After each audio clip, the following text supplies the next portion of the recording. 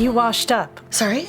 Welcome to the island of discarded women, my friend. I used to be somebody. Are you that woman on the radio? Your island job is peladora de papas. Sorry, what? Potato peeler, 87% match for your skills. Okay, that's not... Anyway, what is the second best match then? Host of the Island Podcast. Are you kidding me? No, see, that's me. That's perfect for me. Very kind people. Ooh.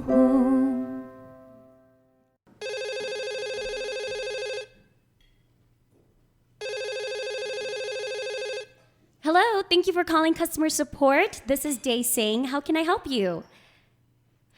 It's Dae Yang, like the daytime and singing. Dae Yang. Sure, it's D-E-X. Yeah, X like X-ray. Yep. I-E-N-G. I can also give you which branch I'm at. That will be easiest if you need to reference me at all. I guess my name is a little weird. What can I help you with today? Oh, no, it's not Chinese. I'm Hmong. No, it's not the same thing. We're different people. No, it's not spelled the way we would spell it in Hmong. What can I don't know. My mom decided the spelling. So what was the purpose of your call? Because I'm sure my name isn't the reason why you're calling, and this conversation has gone on 2-3 lines longer than it needed to be. Of course, I didn't say that last line to them.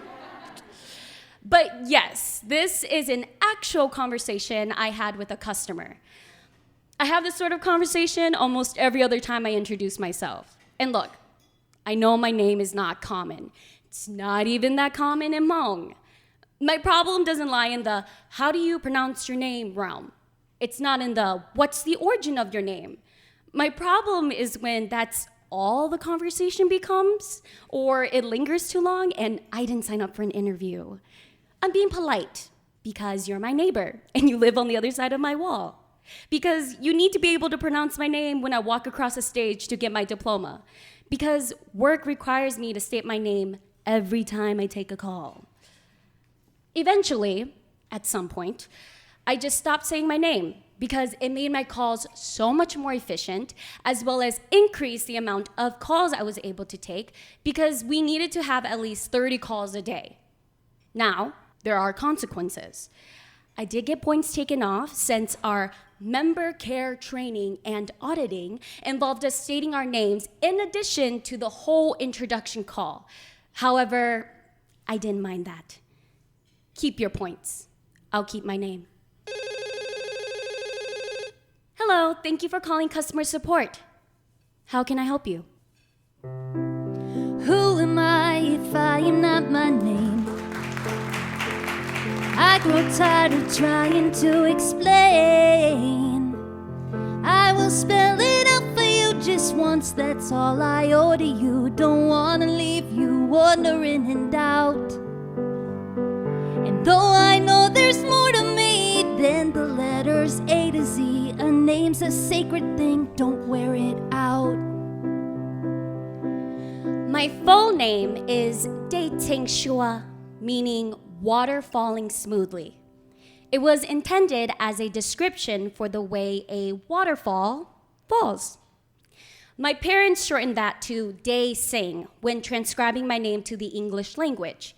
It's like when Pa, meaning flower, gets transcribed as Pa. When Gao Li, meaning song of the moon, gets transcribed to Goli. Dae Yang, Dae Yang, tomato. Don't ask me where that third syllable went. It's a whole other story. But regardless, my name has always been important to me. And it was simply what it was, my name. I did have questions. Like, why my mom decided to spell it with an X instead of an S. Because being a 5-year-old kid and trying to complete an anagram with my name was like taking a master class, a BSc 101. It usually goes something like this, and I say usually because you can't do this just once in your elementary school career. D, daring. E, energizing. Okay, this is good. This is easy. X, X. Exciting. But see, if they were an S, well, shoot, I have a whole bunch for that.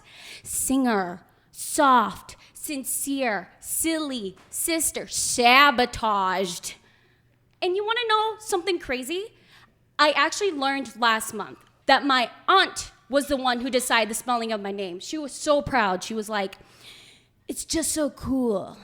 Dexing. Dae Yang. I think it looks so unique. I've been questioning the wrong woman my entire life. Like, Auntie, did you think about me sitting in class, raising my hand in kindergarten, asking my teacher what descriptors starting with X would look like? They're not great.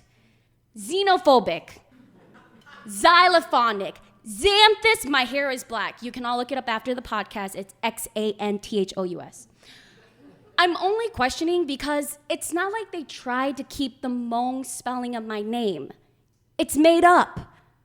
But I guess I can't critique her creative liberty all too much, since my nickname Dae is also a spelling I chose on my own. D-A-E. Why? Because I think it looks unique. No, I'm only kidding. I've had this nickname since my friend gave it to me in the 3rd grade. At the time, she said, Dae, your name is too hard, so I'm just going to call you Dae. Okay. At first, I didn't like anyone calling me that. It didn't feel complete to me because Dae Yang was already a shortened version of my name, but it just got shorter. I felt like I wasn't who I fully was. It sounds silly, but my name has a meaning, a purpose, like a base on how I want to build myself as a person. Now that I'm older, I've come to adore this nickname. I mean, I must have, right? Otherwise, none of you would be calling me Dae. But I like the meaning of it too. I once had a customer, different job, tell me I had a smile as bright as the sun, and that must be why my mother named me Dae. That sort of spoke to me. I want to be like that. Brighten up someone's day. Be the energizer. Happy and yellow like the sun.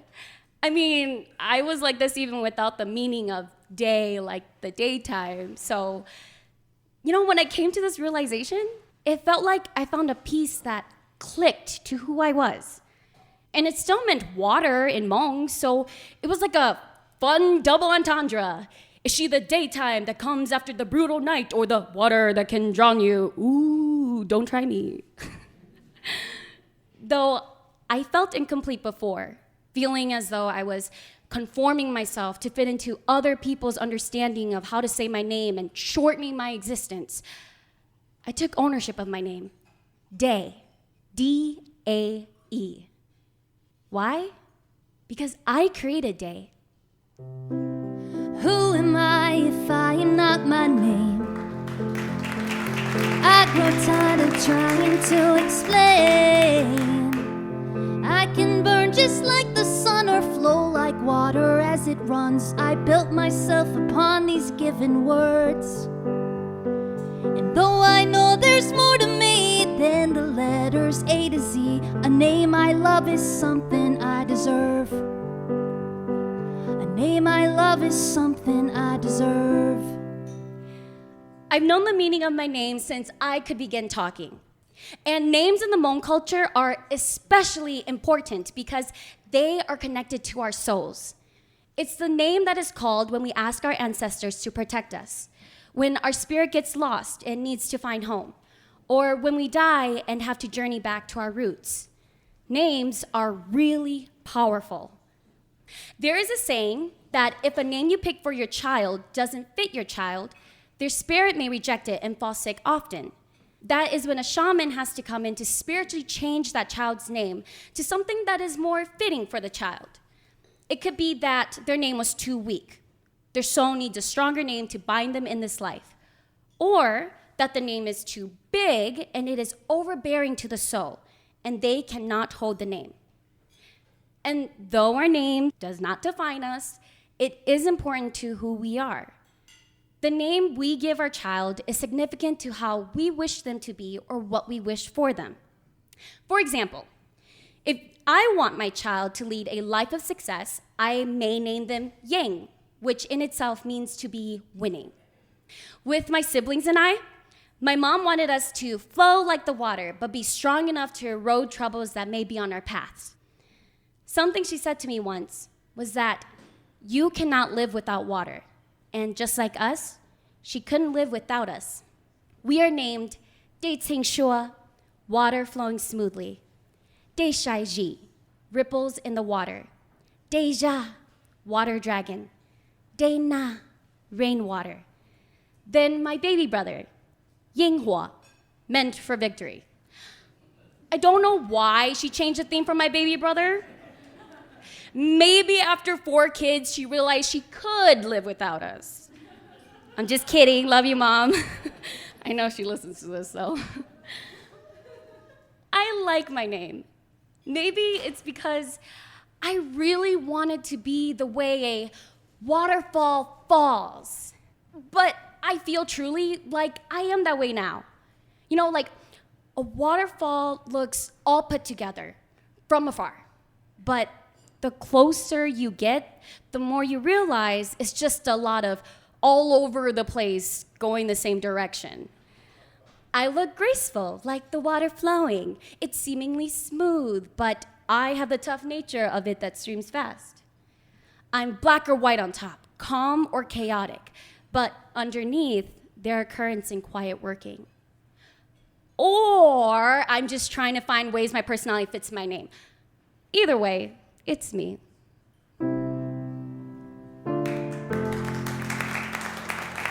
Who am I if I am not my name? Calling me back home from where I came. I have lived 1,000 lives, each one making me more wise. My soul craves something familiar to hold. And though a name does not define who I am, it does imply a name's a sacred thing, and so am I. A name's a sacred thing, and so am I. There are multiple stories about how I was named. I know for sure it wasn't a list of baby names off Google or a cherished name from the family tree. My mother wanted a water name, and she felt like it was the right genre to go, but she was having a hard time naming me. Now, there is one story I choose to tell and believe, and that story comes from my grandma. She's a shaman, a tether for the land of the living and dead. She's a healer and guider that can find lost souls and bless homes by warding off bad spirits. So yeah, I'm going to believe the badass in my family. She said that when my mom was pregnant with me, she had a dream that the baby came to her and told her her name, Dae Yang. So technically I named myself.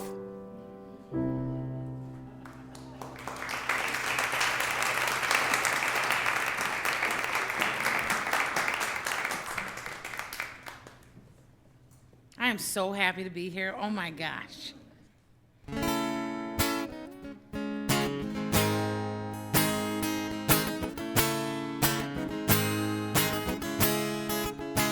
There's nothing as dangerous as a woman who knows herself. There's nothing as powerful as a woman who knows herself. There's nothing as dangerous as a woman who knows herself. There's nothing as powerful as a woman who knows herself. She stands up, her back held straight, a lioness in her gaze. Her pride is gathered round her thighs. Her daughter sees herself in her mama's eyes. Velvet tongue and upturned lip, her children clinging at her hip. She plays her songs of incantations, calling forth their own creations. Dangerous as a woman who knows herself. There's nothing as powerful as a woman who knows herself. There's nothing as dangerous as a woman who knows herself. There's nothing as powerful as a woman who knows herself. licks her chops, tastes the thunder, rain-soaked dreams and childhood wonder.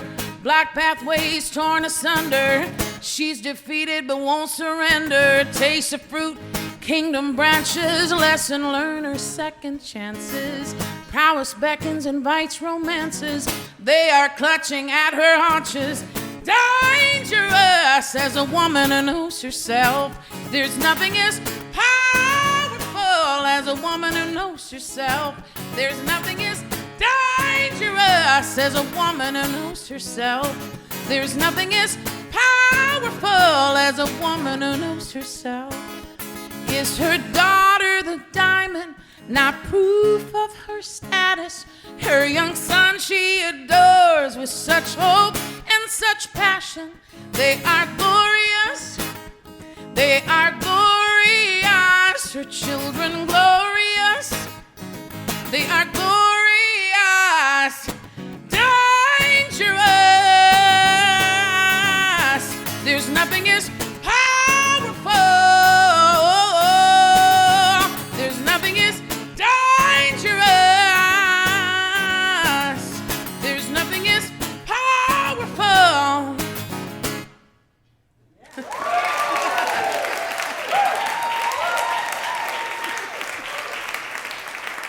Rachel Kurtz, everybody. Rachel Kurtz. Rachel, oh my gosh. Okay, I think Thanks, Sue. if the roof could come off this place, I think you just did it. But tell me about this song. So the song is called Lioness. Yes. So tell me about the song. Well, here's one thing. I've always thought it should be some female candidates walk-on music. Yeah. Don't you think it should just like be in an election? Yeah. Just the chorus. Let's work on that. Right. Let's Someone. work on that. We've got a whole table here. Right. If someone knows anyone that's running, just let me know. Yeah. I wrote this song. I got the hook when I watched Lemonade, Beyonce's Lemonade, the first time, and I was watching her walk on this hilltop, and I was like, oh yeah. And then realized that I actually, as I wrote the lyrics, it was about my own kids and me. Yeah. And I was assuming I was writing it for Beyonce, though she should cover it and she'd kill it. Yeah. In a parking lot in green with a bunch of things. I'm telling you, and it the would thing. just, Yeah. ugh, I would die. And I would pay it for my house. But here's the great thing, is this song actually has a new story to it. I was on a first date at the end of last year, and with a beautiful doula, and she's just a delight. And she was, we were talking about how sometimes you write things, and you assume it's about someone else, but it's actually about you. Yeah. And then I told her some of the lyrics of this song, and when she got home, she looked it up, and she was like, oh my gosh, this song played a huge part in this, one of my favorite births of all time. She's been at over 400.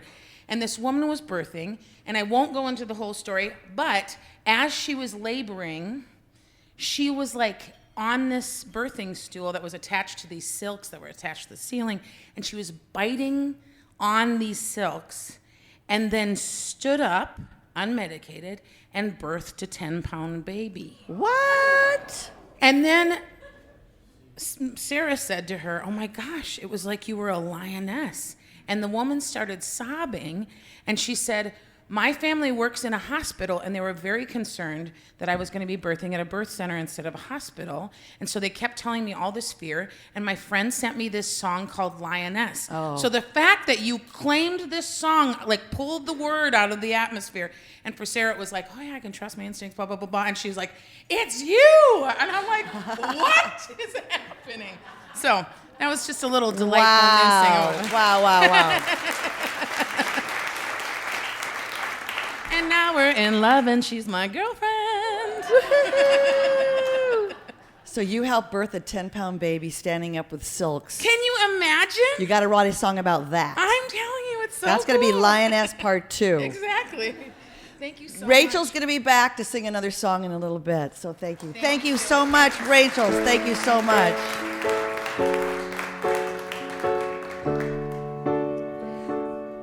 Okay, so how many of you have heard about that phone number that you can call where you get a pep talk from kindergartners? Yeah, everybody, anybody? Yeah, okay. So for those, it's a school project from an elementary school in Healdsburg, California. So, for instance, you call this number and they give you all sorts of different prompts. And then you hear all these very, very sweet, adorable things from these kindergartners, advice. And my favorite one is the little one that says, well, if you're sad, just take your wallet and go buy ice cream and shoes.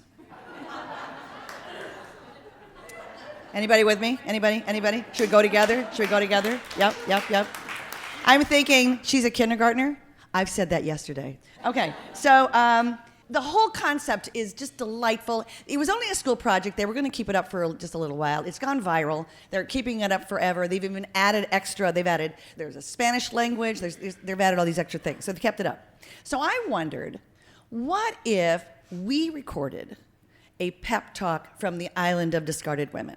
Okay, so we'd follow the exact same formula, the exact same prompts, but instead of grown-ups calling and hearing kindergartners giving them a pep talk, kindergartners would call us and hear a pep talk, right? There's no reaction, so you guys don't think that's a good idea. I swear it's a good idea. Okay, and the kids are just being themselves, so we would just be ourselves. So to do this correctly, we needed a youth perspective. So I enlisted an actual youth. She is not a kindergartner, but she's certainly closer in age to one than I am. So Ayla, thank you. You've agreed to help guide us through this pep talk for kids, right? Right. Right. And you are, just to be clear, you are an actual kid. Yes, I am. Yes. Though I'm way older than a kindergarten. Right, I got that. I got that. I just want to be clear, because for the podcast listeners, there could be some confusion. I mean, they might think it's me doing the kid voice, because I used to do a lot of kid voices on that big fancy radio show that I used to do. Some of them were quite popular. But Silvia, you also had a radio show in Guatemala. You used to do character voices. I Right, did. Yeah. There was a math brainiac, and she talked like this. Hola, soy la cerebrito. and she had a cute. song. Uno más dos son tres, 7 por 3, 21. She sang math problems. Yeah, she would sing the math problems, and kids will call and give their answers. One of my favorite characters on the radio show was this little girl. She was all stuffed up from a bad cold, and she talked like this, and she would breathe really heavy like this, and she'd say, "Hey, mister, can you tell me where the bus stop is, please?" Oh, and I have another character right. that would talk like a parrot. A kid parrot? Of course. What? Kid parrot, a kid parrot. Oh, okay. A kid parrot. Okay. Well, I once played a pregnant sparrow on the show. Oh, I'm about to give birth here. Could you put your wings around me, please? Excuse me? Are you guys going to talk like this with those weird voices in the pep talk? No, we're not going to do the weird voices. We just got a little carried away. Okay. All right, never mind. Let's just do this for real. Okay. All right. So, Ayla, please, what is the first option in the kindergartner pep talk call? Press 1 if you're feeling mad, frustrated, or nervous. Okay, I'll take that one. So, what would I say? I would say if you're feeling mad, frustrated, or nervous, go for a walk, get some fresh air. What'd you say, Silvia? Yeah. Also, I would say drive to the nearest Dunn Brothers and get a large caramel frappuccino. Oh, that's good. Okay. Now, I might say, like, call a friend and then go for a really lovely glass of wine. Or you treat yourself to a big fancy restaurant with your husband. Oh, that's a good one. That's Hello, a really good one. What? Little kids calling, remember? Oh, yeah, right. So treat yourself to a big fancy restaurant with your boyfriend. Yeah. Right? Is that better? Not really. Okay, all right. Now, let's go to the next one. What's option number 2, Ayla, please? Press 2 for words of encouragement and life advice. Okay, so now in this one, the real kindergartners, they say things like, be grateful for yourself and be you, and it's okay to be different. I mean, what's not to love about those, right? So I would say, I would say, be you, and you gotta keep pushing for that ERA amendment to get passed, because when you grow up, you're gonna wanna get paid the same as your coworker, so you gotta call your congresspeople, you gotta write letters. Do it! Do it! Yes. Write letters? Is that like a text? Yes, that's kind of like a text, exactly. Silvia, what would you say? Okay, well, for life advice, I could say listen, no one knows everything. There is always a time to learn a new skill. Like Good. maybe take a class in estate planning. Good. That's good. And estate planning is? A very important thing, young one. Very important. Very Yeah, important. you should start thinking about it now. Absolutely. Okay, what's number 3, Ayla, please? Press 3 to hear a pep talk from kindergartners.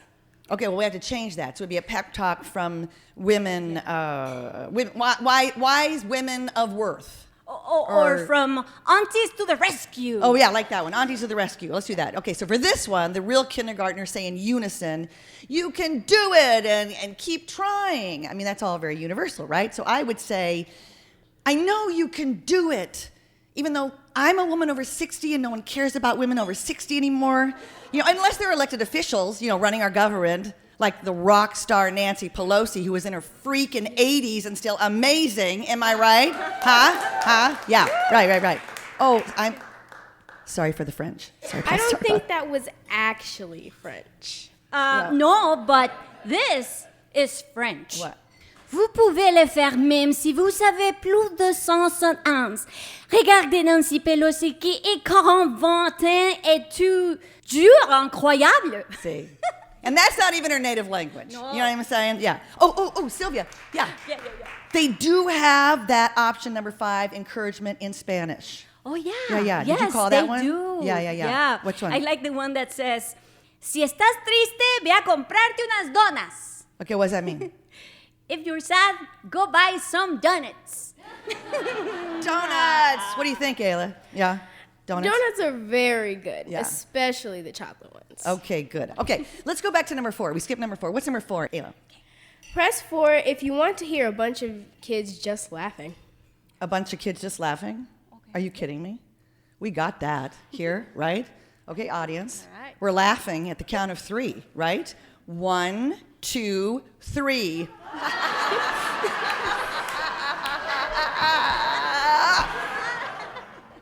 Okay, young one, did we pep you up?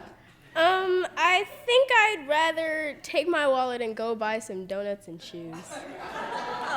All right, let's go buy donuts and shoes.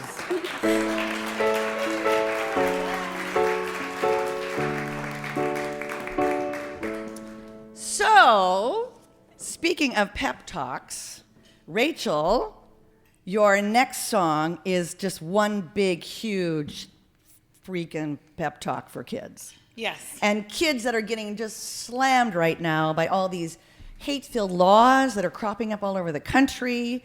And, you know, I really, you know, we can kind of, you know, bang the drums about that, but I really, really can't imagine how it must feel for these kids to get this blaring message that they are not welcome in their neighborhoods, in their schools, in their homes, in their state. But this song is going to change that. Rachel Kurtz.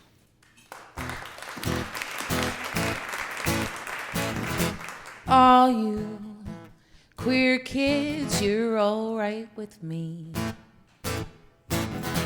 All you queer kids, you're all right with me. Because we love you. We're so lucky because of you.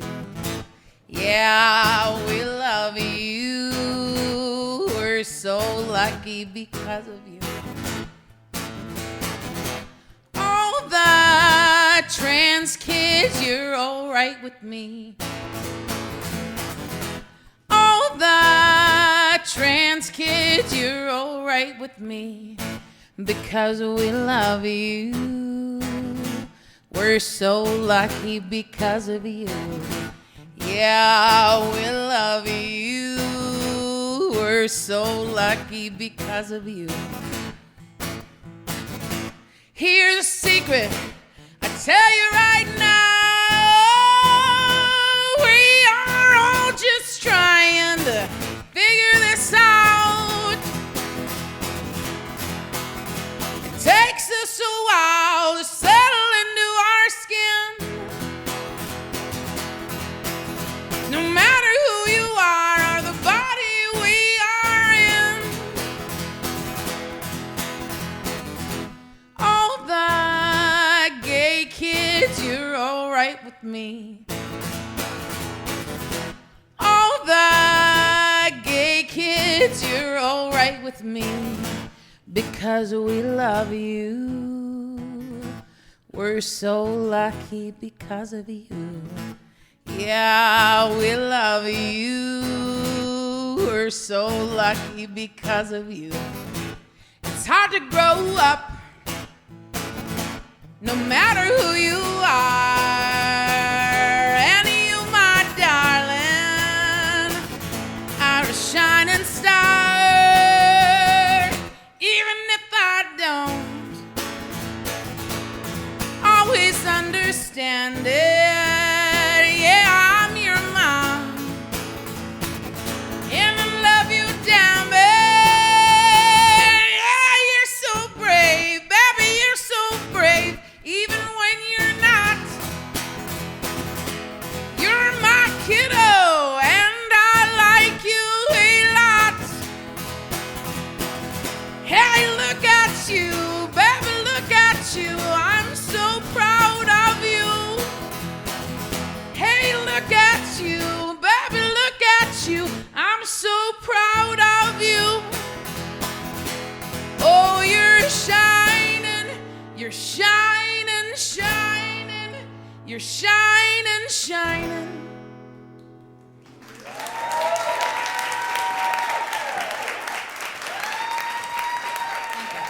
Rachel Kurtz. Thank you, Rachel. Thank you, thank you. Thank you, Rachel. So powerful. That's her new song. That Gay Kids is her brand new song, right? Right, Rachel? Yeah, right, Rachel. That's good. That will be on an album soon. That will also be in her basement, thousands of them. I just want to share something with you. During the pandemic shutdowns, there was a very iconic word that I became very concerned about. And the word was freedom. Now, usually a very powerful word, right? And a lot of different associations that we all have to it. It can have a very visceral meaning for so many.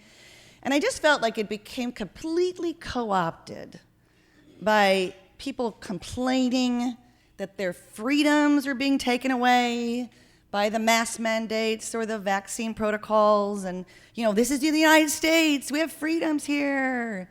You can't make me do anything. You can't make me wear a mask. You can't make me put down my gun. You can't make me stop saying these hateful things because we have freedoms here. And I just thought, ick. You know, you're just ruining the whole thing. And don't get me started on the hypocrisy of the freedoms of my body, my choice when it came to vaccines, and then passing dangerous legislation denying rights for a woman's right to choose, right? Too many rallies, too many signs, too many angry chants, freedoms, freedoms, freedoms. I was kind of done with it.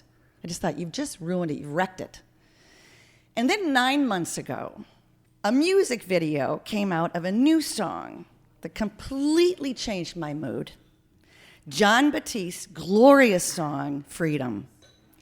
If you have not seen it, the music video, he also performed it live on the Grammys, shot in New Orleans, you have to. You go to YouTube, type it in, you have to. Because now when I hear the word freedom, I don't hear complaining and whining from privileged people who have no regard for history or any compassion for the common good. Now I can just hear this joyful, joyful song, and Jon Batiste singing and dancing through the streets of New Orleans with kids and these amazing dancers and marching bands and a delightful sense of humor. And after he won the Grammy for Best Album, which Freedom is on, he gave a beautiful acceptance speech, which ended with him saying right to the camera, "I love you even though I don't know you." Yes, that's it. Thank you, Jon, for bringing back freedom.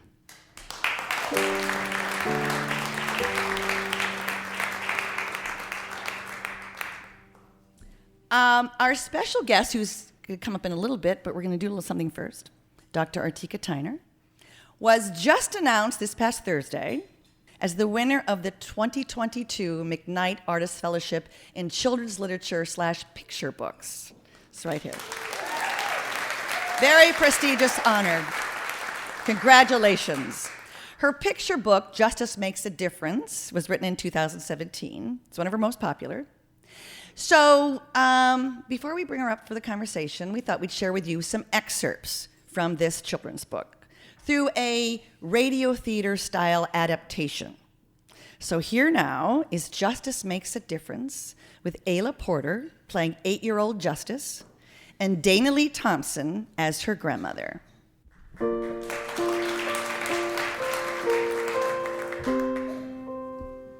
Justice's favorite place to visit was her grandma's house. Grandma always greeted her with the biggest, warmest hug. Grandma always made Justice feel important. The best part of Grandma's house is her den full of books. Grandma and I spent hours in the den talking and reading. Your name is your destiny. Grandma reminded her often that being named Justice came with a great responsibility. To whom which is given, much is accounted for. Justice might not have understood all the words that Grandma said, but she understood that she was meant to serve and lead in her community.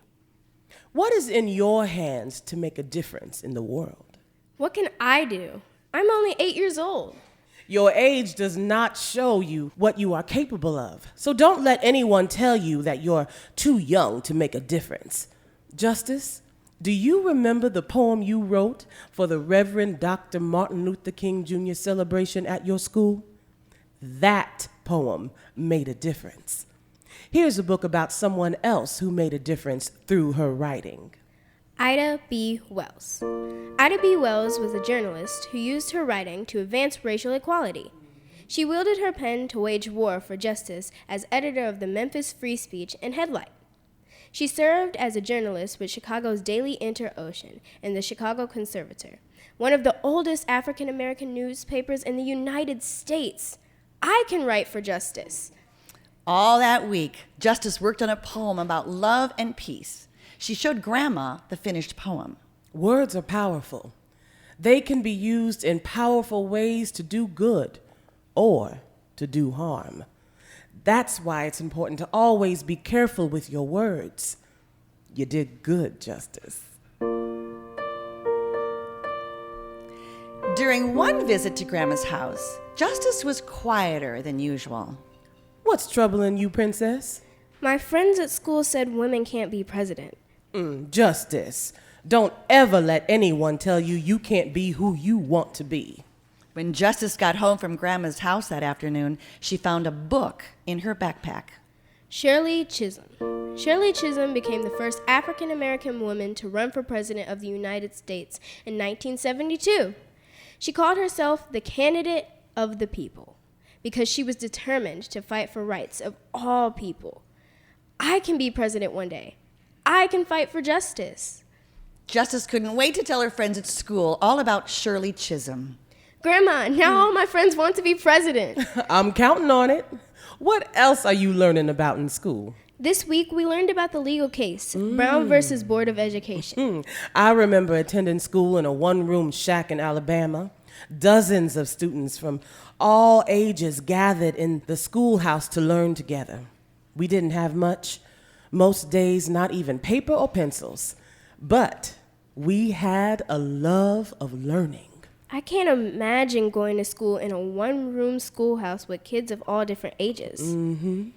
And we learned that black children were not allowed to attend school with white children. Yes, Justice. The schools were separate and unequal. We also learned about the lawyer who worked to end segregation in schools. Indeed. Charles Hamilton Houston. He said lawyers should serve as a mouthpiece for the weak and a sentinel guarding against wrong. That's a funny word. What does it mean to be a mouthpiece? A mouthpiece means that you use your voice to share about the challenges people face in society, like ending hunger or ending homelessness. What does sentinel mean? How about you find out for yourself in your dictionary? Sentinel. Ah! A sentinel is a soldier or guard whose job it is to stand and keep watch. Wow! I can be a soldier for justice. Finally, Justice was sure. She knew she could make a difference in the world by becoming a lawyer. Her love for superheroes inspired her vision for the future. I'm going to become Miss Freedom Fighter Esquire, a superhero with a law degree and an afro. Justice, are you ready for bed? Grandma, I will make a difference by becoming a lawyer and helping those in need. Good for you. Good night, Justice. That night, Justice found a book under her pillow. Another special gift from Grandma. Ella Baker. Ella Baker helped the young people of the civil rights movement get organized and take a stand for equality and freedom. She said, "We who believe in freedom cannot rest. We who believe in freedom cannot rest until it comes. To me, young people come first. They have the courage where we fail. And if I can shed some light as they carry us through the gale. Struggling myself don't mean a whole lot. I come to realize that teaching others to stand up and fight is the only way my struggle survives. We who believe in freedom cannot rest. We who believe in freedom cannot rest until it comes." Repeat after me. We who believe in freedom cannot rest until it comes. We who believe in freedom cannot rest until it comes. Thank you. Ayla Porter and Dana Lee Thompson. Please help me welcome our guest for the conversation, Dr. Artika Tyner. Come on up, Artika. Okay, so you wrote that book. I did, but I've never seen it performed, so I have a new idea. We got the essence of it, right? Oh, more than the essence. You made it come alive, to hear it in a young person's voice. Yeah. And Grandma brought back memories. Yeah. Good. Okay, so congratulations again on this prestigious award that I know you just found about on Thursday, and I just thought, oh, man, that is, yes, right. Thank you. Right. Thank you all. I know Artika was telling me earlier, it's like, I said, well, did you just find out on Thursday? She goes, well, it was official on Thursday. So It was one of those things where it's like, is it like American Idol where you win like weeks before but you can't say anything? Is it like that, Artika? No, okay. Oh. Oh, I so wanted to be like that. You said, just while we were, that book is sort of fresh in our minds. And just so you know, we did not read the entire book, so there's more fun things in there, so you can still buy the book. We only read part of the book. Your impetus to write books like that, when you grew up as a kid, you didn't have picture books that would, sort of highlight your cultural roots. Of course. I mean, they threw in a black character here or there. They said Sweet Valley High is missing a character. Throw someone in. Or the Babysitters Club. Throw Jessica in. It was random. Yeah. We weren't a part of the story. So to see a reflection of myself on a book, I wish I had it when I was younger. Yeah. And one of the most powerful stories was of a young girl. She said when she received our books, she hugged it and said, "Daddy, that's me." And if we can create those experiences, it's all worth it in the end. Yes. And what I love about this book is it's sort of, it plays into the superhero thing, Miss Freedom Fighter, Esquire, and you've got the picture on the book, you've got the cape. She has big glasses, and so I was asking you, is sort of the illustration based on you? And you're like, of course. Why wouldn't it be?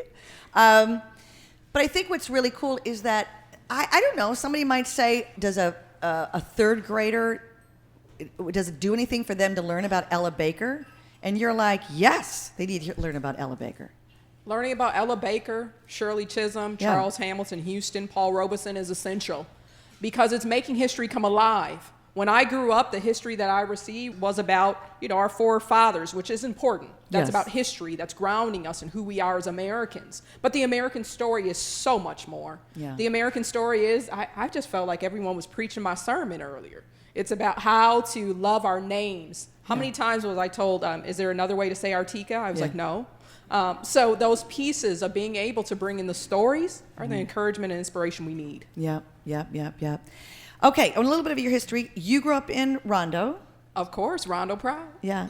And just for the podcast listeners that are listening, I just want to mention the significance of Rondo. So Rondo was a very vibrant black community that was split in two, basically decimating it in the late 50s when the freeway connecting Minneapolis and St. Paul was sort of, shoved through. Heartbreaking scenario that happens in city after city after city after city. You were telling me you grew up in a family of preachers and teachers. Yes. You were saying that gave you sort of a sense of urgency, or that you had an assignment, or that you had a purpose. Tell me more about that. I feel I was born to live out my destiny. My name isn't Justice, but the reality of fighting for justice is what I was taught since I was a young girl. Our Rondo story was not a story of tears or being forgotten. It was a story of how do you make the world a better place in real time? How do you take those tears of despair and turn them into hope and possibilities for the future? So I knew Justice's story is my story. Yeah. That the only way I could really do that was by becoming an attorney. Because I believe the law is a language of power. And I was convinced if I could become well-versed in that language, there'd be no stopping me. And I could fight for the rights of people in real time, including my own community in Rondo. So you were originally out of sort of your college years, you were a student teacher. And you were telling me that you were seeing sort of all the inequities in real time. And that's what motivated you to make the switch to saying, I can make bigger change by becoming a lawyer. That's just the shorthand version. Tell me more about that. No, so I'll keep with the shorthand version. No, you can tell the longhand version here. But for me, becoming an educator was something, I started with my Barbie dolls, like go teach class, let's teach Sunday school, let's read books together. It was just natural to be an educator. But I found out when I was really in the classroom that oftentimes we have a romanticized view of education, that all the social issues, all the challenges go away at the schoolhouse gates.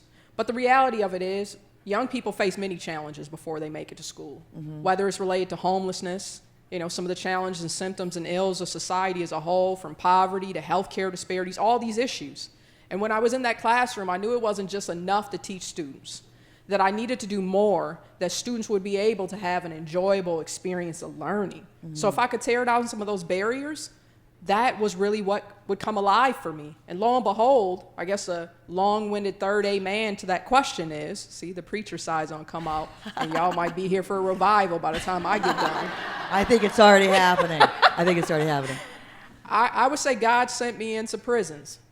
And when I got into prisons, I saw a whole different set of challenges. Yeah. That many of my clients learned how to read while in prison. So I knew that I had to do something dramatically different to make sure if I was going to fight for the rights of people. I thought sometimes, God has a sense of humor. You think you're supposed to go one direction, and there's another direction, because lo and behold, although, yes, I'm a civil rights attorney, I'm also an educator. So I got the best of both worlds. I'm an educator and a lawyer. Watch out now. You don't know what's coming. But well, I guess you could call it an educated lawyer. There we go. That would be good too. I like it. Yeah, I like that one. Yeah, exactly. That's another one. Yeah. What I love about that is that it's sort of like, yes, let's just do it. Let's just take it. How can we change the laws? You talk in some of your materials about breaking the school to prison pipeline and doing that through education. There was one fascinating story that you tell. It was a TED Talk that you did. And you were telling about, you're a law professor at this point, and you're some law students, and it's a project about what could you do. It's the quote that you have in the book. It's what's in your hands to make a difference. And you took on this project that was, you realized that the phone calls were very expensive. Yes.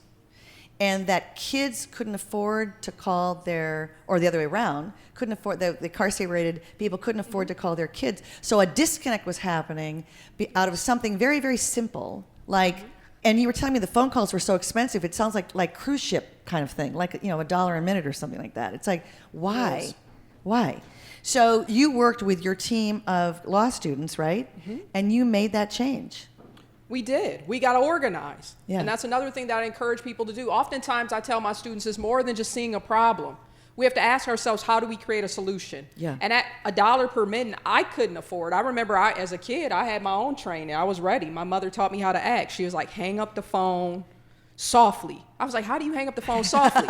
She was like, either we take this call or we can't meet our basic living expenses. Because everybody, if you know what that call is like, you know it's important. And you want to accept the call, but you have to make a decision. Do I accept that call or do I pay my other bills? And I just got tired of hearing the same stories about prison, because this idea of we're going to create a society that is about freedom and about justice. We also have to think of the condition of many of people who are forgotten in that conversation. And when we think about prison phone calls, I know for me, being able to talk to my relatives. You know, Sunday's our sacred day after church, so we get this all the time, a Soul Food Sunday. But imagine for the folks who aren't there. Yeah. That phone call might be the only way that you can stay connected in real time. Yeah. And so for us and the advocacy that we were able to do, teaching our students got voice, got power, that community organizing mantra. Yeah. So we got involved through legislative advocacy, bringing forth advocacy in front of the FCC. And the one thing that I want to encourage you all to remember, it's still not done yet. We still have more work to do. Oh, sure. No, but I just love that story because it's sort of like, hey, let's do this, and then it worked, and then it's like, and what a simple way of saying, let's help the kids connect with their parents, and if that's the obstacle, oh, that's it? It's just that, let's change that in that. So congratulations on that. Of course. Yes. Thank you. And I have to say, we got a little unexpected help. I mean, this was a national campaign. Even Elmo helped us out. Oh, did Elmo help you out? Oh, yes, because he had a new friend, Alex, who had an incarcerated parent. Oh. So all of a sudden, it was a conversation that became table talk conversation, a little more common, that nearly 2 million children have an incarcerated parent. Wow. So how do we talk about this in real time? Yeah. And how do we raise awareness? Yeah. Wow. Okay, good. You founded Planting People Growing Justice in 2014 to inspire kids to explore their cultural roots, specifically through children's books. Mm-hmm.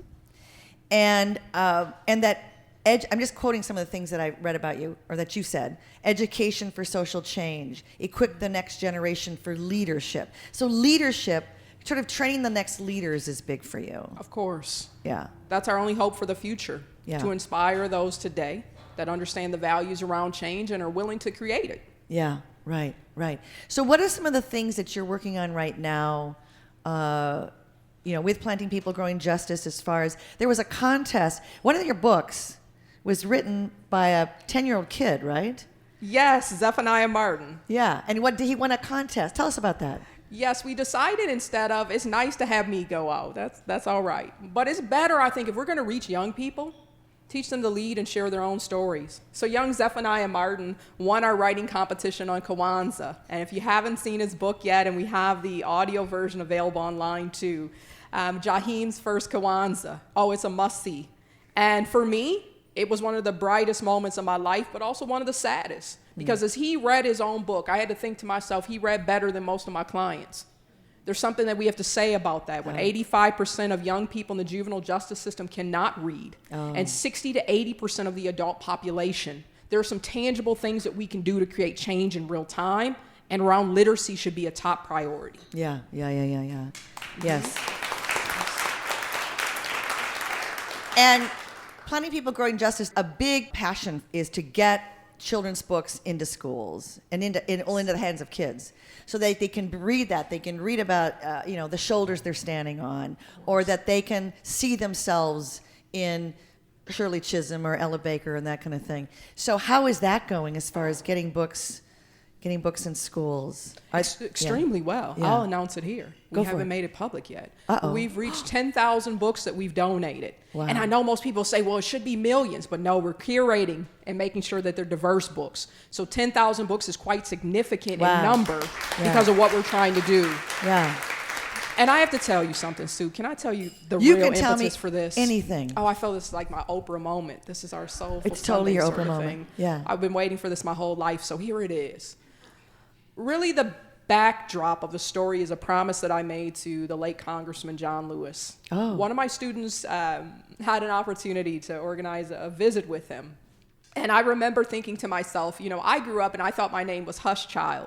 Because I was like, but mother, you have to know, did you see, mother, and still yet I do that today. I think she just walks into the other room now. But as a child, she's like, hush child, because I didn't have the etiquette to ask the right question at the right time either. But, so I thought my name was Hush Child until I realized I'm really Artika Tyner.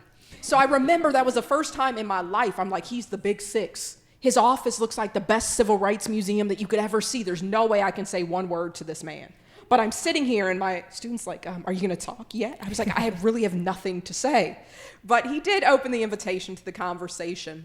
And really the impetus for my work around whether it's Justice Makes a Difference or any of the youth leadership work that we're doing was the words that Congressman John Lewis gave me to make sure that I was reaching young people, to inspire them to lead their own change in real time. Yeah. And you're talking about the comic book, the kind of superhero theme that didn't come from me. That came from a part of the conversation with Congressman John Lewis as well.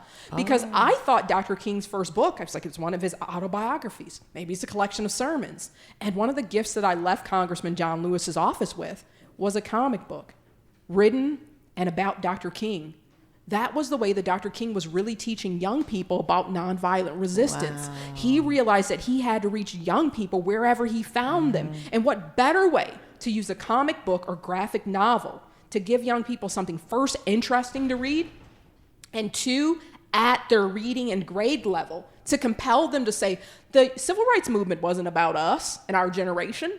The civil rights movement was about the children who dared to sit in, who dared to get on those Greyhound buses as the Freedom Riders. So as I saw Congressman John Lewis, and as I heard those words of inspiration, I knew that it wasn't just first about the one book, Justice Makes a Difference, but it had to really be movement building to inspire young people, to show them that history has always shown that young people have been the forefront of social change movements. Let's step out of the way sometimes and allow them to lead change in real time. Yes, yes, amen, amen, amen.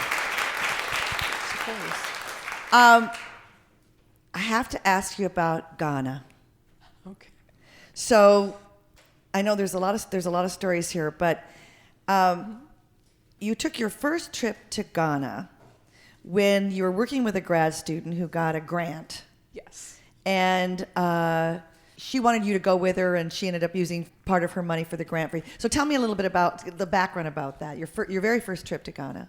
Yes, I have to name the graduate assistant. She's now my program director at the law school, Monica Habia. Monica, at first I thought, Monica, you cannot write every paper in our coursework about Ghana. It's nice, but there are other topics we have to cover.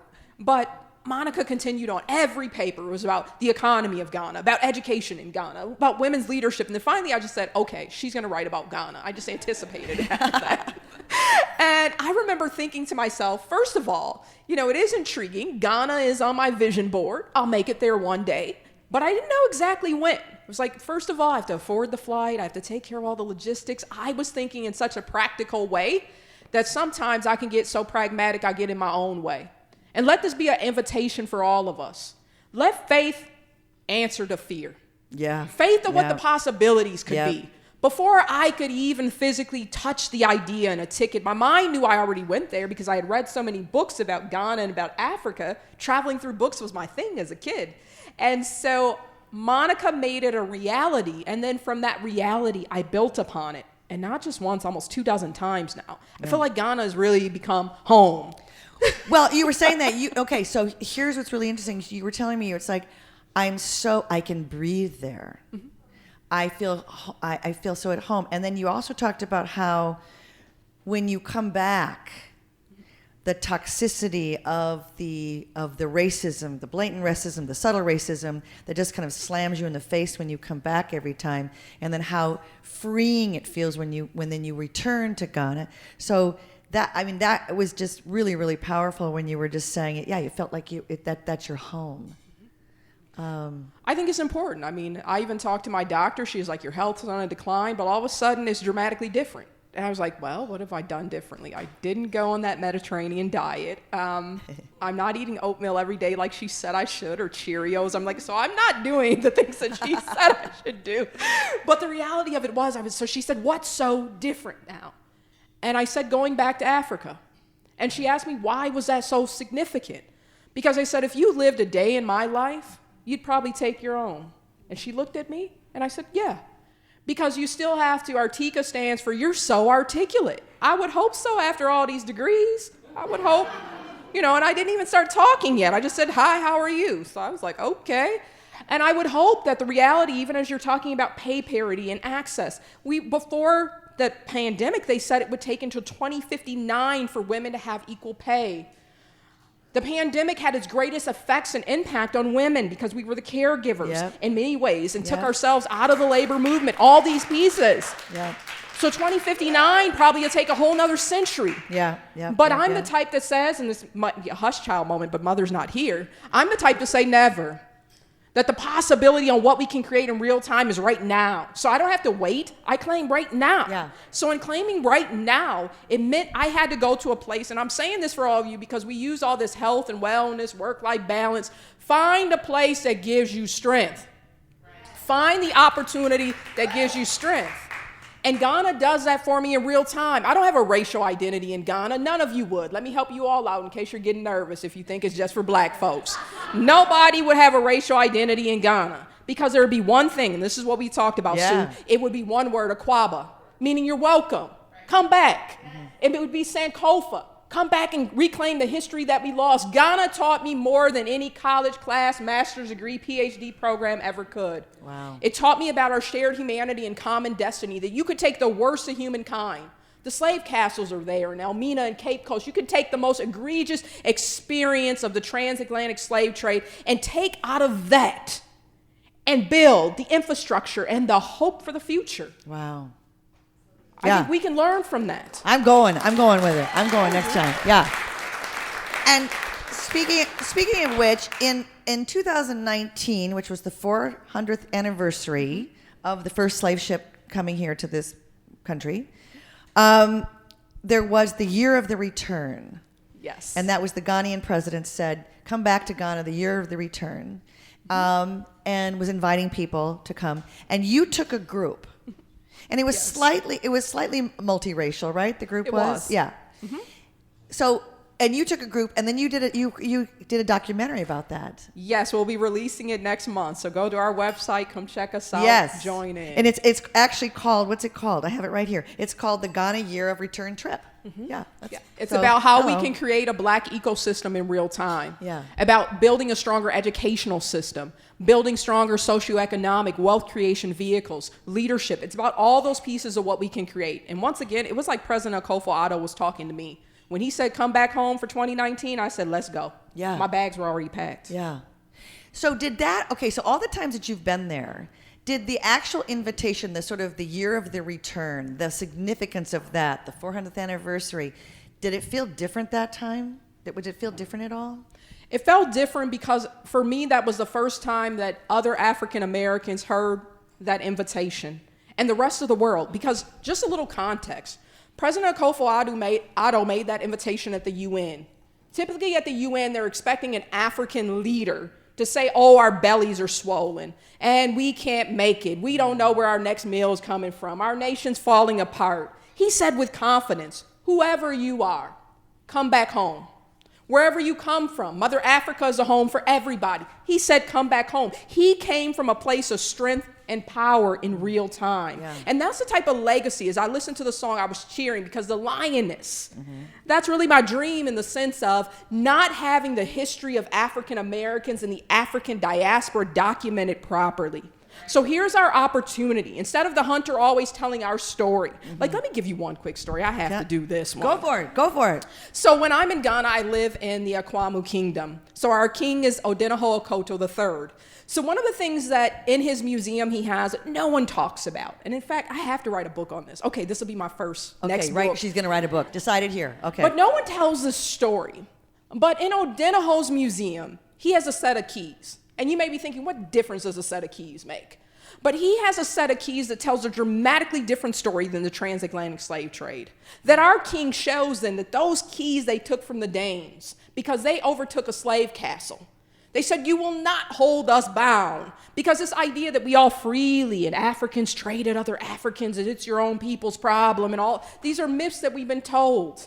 But here's an opportunity for us to challenge them and find the truth. So people did actively resist slavery. The Akwamus, wherever they were taken around the world, they resisted slavery not only for themselves, but for others, to free others as well. So once again, who controls the narrative controls history. Yeah. So the beauty of what I do as a writer is to say that's not what happened. And in fact, let me dispel one myth for you.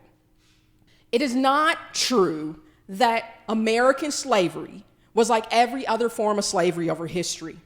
There was something unique about it, and I won't go too into it because then we'll have a revival for sure. But pick yourself up a copy of Isabel Wilkerson's book, Isabel Wilkerson, Caste. And I see some hands being lifted, so our podcast community have to know we're raising the roof on that, okay? Yeah. So here it is.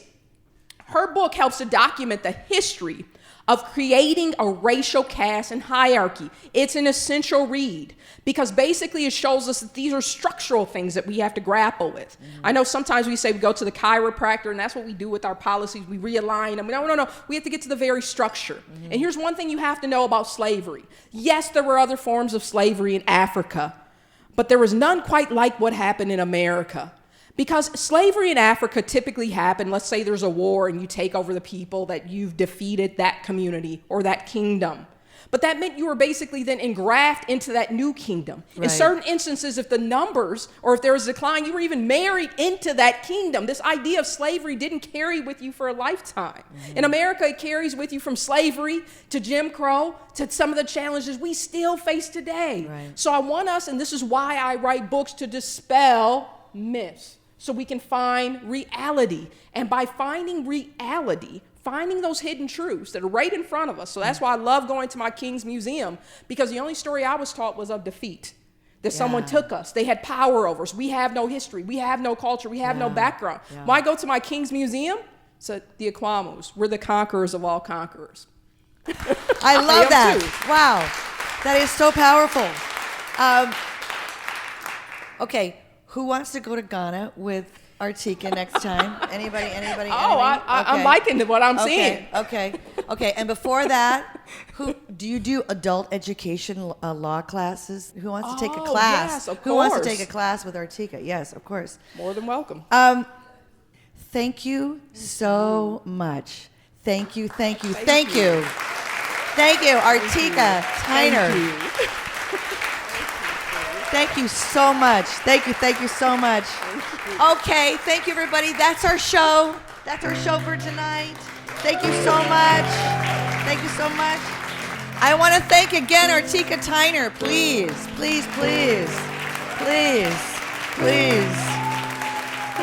And Rachel Kurtz. Where's Rachel? Come on up, Rachel. Come on up. Rachel Kurtz. And our cast, Dae Yang, and Silvia Pontaza, and Zippy Laske, and Thompson, and Ayla Porter.